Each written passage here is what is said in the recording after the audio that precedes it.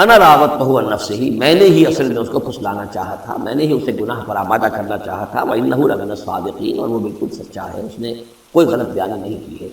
ذالک لیعلم، یہ جملہ جو ہے اس کے بارے میں بہت سے اقوال ہیں کہ یہ کس کا قول ہے۔ ایک قول یہ ہے کہ یہ زلیخا ہی کا کلام ابھی چل رہا ہے،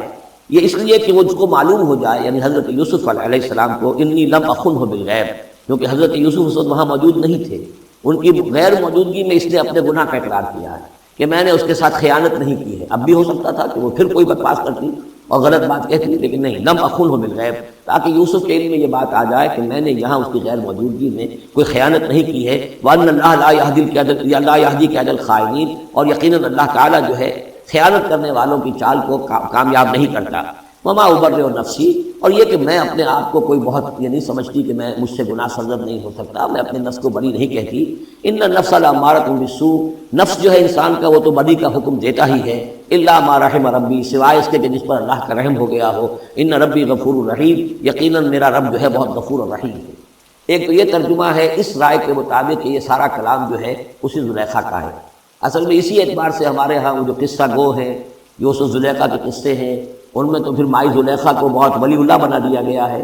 اور کوئی ایسی بات بھی نہیں ہو سکتا ہے کہ اس پورے دوران میں وہ عشق مجازی جو ہے اس کا وہ عشق حقیقی میں تبدیل ہو چکا ہو اور حقیقتاً ہدایت پر آ گئی ہو۔ اور جیسا اگر یہ کلام اسی کا ہے، جیسے کہ بہت سے لوگ جو ہے مانتے ہیں ہمارے مفسرین میں سے، اسی کا کلام ہے۔ اب وہ اللہ کا ذکر جس طرح کر رہی ہے، میں نے اب جو ہے اس پر صحیح بات کہہ دی ہے، اللہ خائنوں کی بات کو راہیاب نہیں کرتا، اور میں اپنے نفس کو بری نہیں کہتی۔ یقیناً نفس جو ہے وہ تو انسان کو بدی کا حکم دیتا ہی ہے، الا ما رحم ربی۔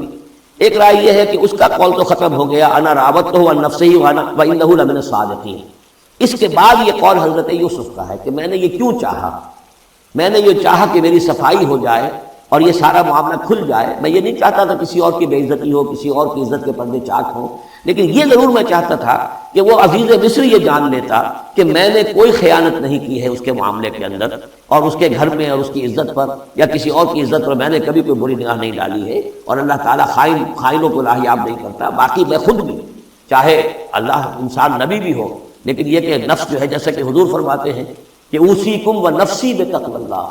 میں تم لوگوں کو بھی حکم دیتا ہوں کہ اللہ کا تقوی اختیار کرو، اپنے نفس کو بھی حکم دیتا ہوں۔ تو حضرت یوسف کا بھی یہ قول ہو سکتا ہے کہ میں بھی اپنے نفس کو بری نہیں سمجھتا، میں یہ نہیں سمجھتا، ہو سکتا ہے اللہ تعالیٰ کی طرف سے خصوصی حفاظت میری نہ ہوتی تو میں کسی غلط حرکت میں مبتلا ہو جاتا۔ وما ابرئ نفسی ان النفس لامارۃ بالسوء، نفس تو یقیناً حکم دینے والا ہے بدی کا، الا ما رحم ربی، سوائے اس کے جو اللہ فیصلہ کر دے اور رحم فرمائے۔ ان ربی غفور رحیم۔ وقال الملک ائتونی بہ، اب بادشاہ نے فیصلہ کن انداز میں کہا ٹھیک ہے اس کو لے آؤ میرے پاس، استخلصہ لنفسی، اسے تو میں اپنا خاص مصاحب بنا لوں گا۔ بادشاہوں کے مصاحبین خصوصی ہوتے تھے جو بہت وقت ان کے ساتھ گزارتے تھے، ان کے ساتھ ہی قریب رہتے ہوں۔ فلما کلمہ، تو اب جب حضرت یوسف آ گئے دربار میں اور بادشاہ نے بات کی ان سے، قال انک اليوم لدینا مکین امین، تو بادشاہ نے کہا کہ آج کے دن سے آپ ہمارے پاس جو ہوں گے بڑی عزت والے اور معتبر انسان ہوں گے، اب آپ کی حیثیت جو ہے بہت اونچی ہوگی اس معاشرے کے اندر، ہمارے بڑے درباریوں میں آپ کا شمار ہوگا۔ قال اجعلنی علی خزائن الارض، ادھر حضرت یوسف کو یہ خیال تھا کہ بہت بڑی جو ہے مصیبت اس قوم کے اوپر آنے والی ہے، تو اس کے لیے انہوں نے فوری طور پر جو مطالبہ کیا وہ یہ تھا کہ مجھے زمین کے خزانوں پر مقرر کر دو، یعنی یہ کہ زراعت کا وزیر بنا دو یا چیف سیکرٹری بنا دو یا وزیر خزانہ بنا دو، کہ معیشت پوری میرے کنٹرول میں ہو، اس لیے کہ اس ملک کے اوپر جو آنے والے ہیں حالات وہ بہت ہی نازک ہیں، اور اگر اس کے لیے صحیح بندوبست نہ کیا گیا تو نہ صرف اس ملک کے لیے بلکہ آس پاس کے علاقے کے لیے بھی بہت خوفناک صورت پیدا ہو جائے گی۔ اس لیے کہ اصل میں یہ مصر ہی تھا کہ جو گرینری تھا اس پورے علاقے کے لیے، باقی آپ کو معلوم ہے اس کے بائیں طرف جو ہے مغرب میں بھی صحرا ہے، دائیں طرف بھی صحرا ہے، صحرا سینا ہے، تو یہ تو یہی علاقہ تھا کہ جس سے اناج وغیرہ پیدا ہوتا تھا، تو پورے علاقے کے لیے کفالت جو تھی اس کی زراعت جو ہے وہ یہیں سے ہوتی تھی۔ تو اس پورے علاقے پر بہت زبردست قحط آیا، بہت زبردست قحط آیا بعد میں۔ تو انہوں نے فرمایا کہ مجھے ان زمانوں کے، ان سارے زمین کے جو خزانے ہیں اس پر مختار بنا دو۔ انی حفیظ علیم، میں حفیظ بھی ہوں، حفاظت کرنے والا ہوں، علیم بھی ہوں، جاننے والا ہوں، ماہر ہوں، میں یہ سارا بندوبست ٹھیک کروں گا۔ وَكَذَلِكَ مَكَّنَّا لِيُوسُفَ فِي الْأَرْضِ، اس طرح ہم نے یوسف کو تمکن عطا کیا زمین میں۔ يَتَبَوَّأُ مِنْهَا حَيْثُ يَشَاءُ، اب تو وہ جہاں چاہے وہاں ٹھکانہ بنا لے۔ اب مصر کی حکومت جو ہے، پہلے تو اللہ تعالیٰ نے وہاں سے لا کر بدوی زندگی سے لا کر متمدن زندگی کے عین گڑھ میں مجدھار میں پہنچا دیا، عزیز مصر کے گھر میں پہنچا دیا۔ اب اس سے اگلا رتبہ جو ہوا ہے وہ تو یہ ہے کہ بہت ہی اونچا مقام اور مرتبہ ہو گیا، اب خود وہ عزیز بن گئے ہیں، بہت بڑے ان کے پاس کے بڑے اختیارات ہیں۔ وَكَذَلِكَ مَكَّنَّا لِيُوسُفَ فِي الْأَرْضِ يَتَبَوَّأُ مِنْهَا حَيْثُ يَشَاءُ، وہ جہاں چاہے جگہ پر لے، نصیب برحمتنا من نشاء، ہم اپنی رحمت دیتے ہیں جس کو چاہتے ہیں، ولا نضيع اجر المحسنین، اور نیکوکاروں کا اجر ہم ضائع نہیں کرتے، والاجر الآخرۃ خیر للذین آمنوا، باقی یہ کہ اصل میں جو آخرت کا اجر ہے وہ تو بہت ہی بہتر ہے ان کے حق میں جو ایمان لائیں اور جو تقویٰ کی روش اختیار کیے رہے ہوں، وکانوا یتقون۔ وجاء اخوۃ یوسف، اب پھر دیکھیے کئی سال کی بات ہے، اب 7 سال گزر گئے جس میں کہ اچھی فصل ہوئی، حضرت یوسف نے بندوبست کیا، سٹوریج کیا، بہت بڑا جو ہے انہوں نے سٹور کر لیا گندم کا یا جو بھی اس وقت کا اناج تھا۔ اب وہ دوسرے 7 سال شروع ہو چکے ہیں، قحط پڑا ہوا ہے، اب دور دراز سے لوگ آتے ہیں مصر میں غلہ لینے کے لیے، یہاں راشن مقرر کر دیا گیا ہے، ہر خاندان کو ایک اونٹ کے اوپر جتنا سامان آ سکتا ہے، جتنا آ سکتا ہے ایک بورا جو اونٹ کی پیٹھ پر لگ سکتا ہو، 1 سال کے لیے وہ راشن ہے۔ تو لوگ آتے تھے باہر سے بھی، جو بھی قیمت دے سکتے تھے، جو کچھ ان کے پاس ہوتا تھا وہ دیتے تھے اور یہاں سے وہ راشن لے کر جاتے تھے۔ یہ نظام جو ہے وہاں چل پڑا ہے۔ اب گویا کہ سمجھیے کہ لگ بھگ 10 سال کا فصل ہے ان دونوں رکوعوں کے مضمون کے درمیان۔ وجاء اخوۃ یوسف، اب یہ مشرقی کی طرف سے اب یہ یوسف، حضرت یوسف کے جو بھائی ہیں وہ بھی آئے ہیں، اور ان میں سے 10 آئے ہیں، 11واں نہیں آیا۔ 11واں جو چھوٹا تھا، اب حضرت یوسف کا جو حقیقی بھائی تھا اسے حضرت یعقوب اپنے سینے سے لگائے ہوئے ہیں، اور اس کے بارے میں قتل کسی طرح کا بھی وہ رسک لینے کو تیار نہیں ہے، کہیں جانے نہیں دیتے، ہر وقت اسے اپنے پاس رکھا ہوا ہے۔ وجاء اخوۃ یوسف فدخلوا علیہ، آئے بھائی حضرت یوسف کے اور داخل ہوئے ان کے ہاں، پیش ہوئے۔ فعرفہم،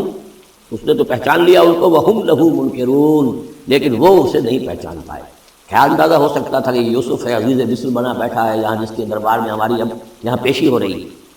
ولما جہزہم بجہازہم، پھر جب ان کا سامان ان کے حوالے انہوں نے کر دیا، تیار کر دیا ان کا اسباب، قال ائتونی باخ لکم،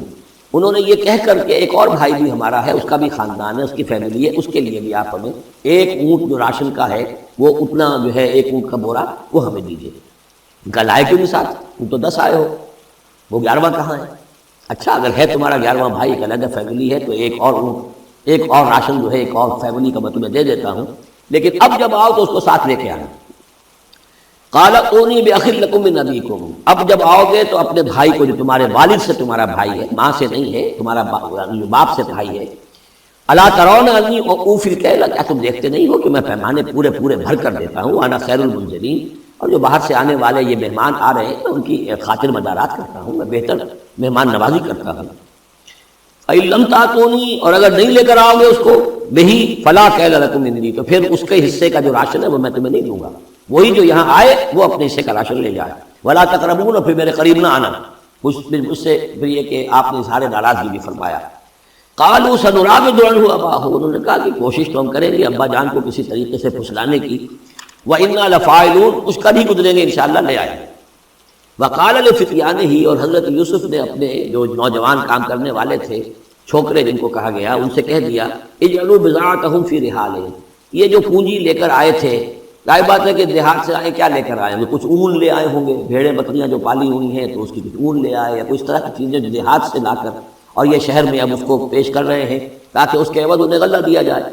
تو فرمائی اجعلوا بضاعتهم فی رحالہم، یہ ان کے اسباب میں ان کا جو سارا سامان ہے جو یہ لے کر آئے تھے، یہ پونجی یہ بھی واپس کر دو، اسی میں رکھ دو، جب اس میں گیہوں بھرو گے ان کے کجاووں کے اندر وہ سامان بھی رکھ دینا۔ لعلہم یعرفونہا، تاکہ وہ پہچانے اس کو اور میرے اس احسان کو سمجھیں جا کر، اذا انقلبوا الی اہلہم، جبکہ وہ اپنے اہل و عیال میں واپس پہنچیں گے، لعلہم یرجعون، تو شاید کہ پھر وہ میرے اس احسان کو وہ بھی مانتے ہوئے پھر وہ دوبارہ آئیں۔ فلما رجعوا الی ابیہم، تو جب یہ پہنچے لوٹے اپنے والد کے پاس، حضرت یعقوب کے پاس، قالوا یا ابانا منع من الکیل، انہوں نے کہا ابا جان ہم سے ایک پیمانہ روک لیا گیا ہے، ایک خاندان کا راشن جو ہے وہ روک لیا گیا ہے، فارسل معنا اخانا، تو اب آئندہ جو ہے آئندہ سال ہمارے ساتھ ہمارے بھائی کو بھیجیے،